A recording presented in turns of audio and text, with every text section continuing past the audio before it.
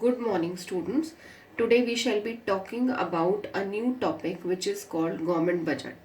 Now, this topic is for 6 marks as per CBSE scheme.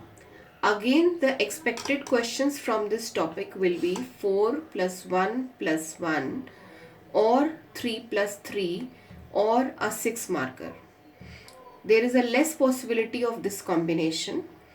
Now, what we are actually going to talk here is regarding government budget. All of you are aware about the term budget from your daily life. When asked what do you record in your own budget, most of you will respond that you record your expenses as well as the expected income sources. First thing to be noted is budget is always recording estimates. That means what I am expecting in future. So, like every household prepares budget, government also prepares its own budget. Now, we define government budget as a statement of the estimates of government receipts and government expenses for the coming fiscal year. Now, I have used a term here, fiscal year or financial year. All of you know that our financial year starts from 1st April till 31st March of the next year. Okay. So, government budget is basically an accounting statement which is recording what are the receipts of the government and what is government expecting as an expenditure. So this we have various topics to be covered from this topic. First is called the meaning of budget, which I have already given you. This meaning of budget is expected for 1 mark. So basically it is, again I am repeating, it is a statement of the estimates of the government receipts and government expenses for the coming fiscal year. The second thing that we need to do is the objectives of government budget. Objective would try to define why a budget is prepared. What is the purpose of preparing a budget? This can come for 3 to 4 marks. Now there are 4 points which we need to elaborate. First objective of preparing a budget is for reallocation of resources. Now I would like to reallocate resources through my budget, and the policy which is used here is taxation and subsidy. Now, if I impose a tax on a commodity, then the production of that commodity and the usage of that commodity comes down. So, taxation reduces the consumption of a commodity. And if I subsidize something, it increases the consumption as well as production of the commodity. Then second point we have is redistribution of income and wealth. Again, this works through taxation.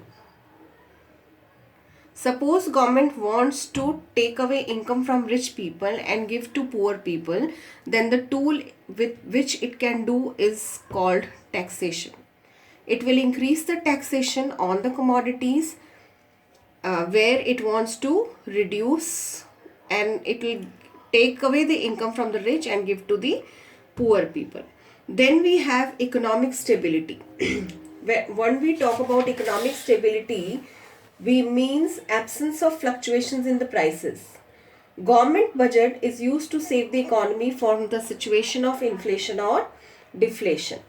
Government imposes heavy taxes to discourage consumption of few things, and it gives subsidies to encourage consumption of few things. So thereby influencing the prices of the commodity and the demand and supply situation.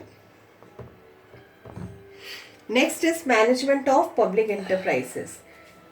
Government undertakes activities that are of nature of natural monopolies through its public enterprises. These usually come under state regulation. Thus, the government raised the growth rate by establishing public enterprises. Necessary funds for public enterprises are provided through annual budget. So basically, management of public enterprises by allocating them funds.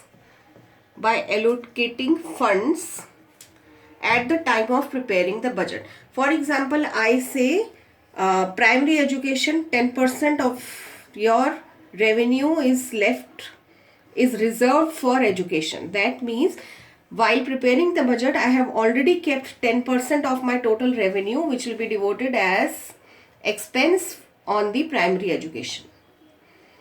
Now these are some of the 4 objectives which you are requested to go through from your textbook, and we shall be discussing any problems faced. The next thing which we have is a very important one, which is called the components of budget. Now this is a long answer question. It can either come for 4 marks or 6 marks. This topic I will take up tomorrow. Just to brief you, we have 2 sides. I told you it is an accounting statement. So it has 2 sides. One is called the receipt side and the other is called the expenses side. This part I shall be elaborating tomorrow. So for today, your task is to read the meaning of budget and to read the objective of budget in detail. And out of these 2 objectives, the most important and the frequent which comes in the examination is reallocation of resources and redistribution of income and wealth. So have a good day. Please complete your today's task. We shall get back to you tomorrow. Thank you.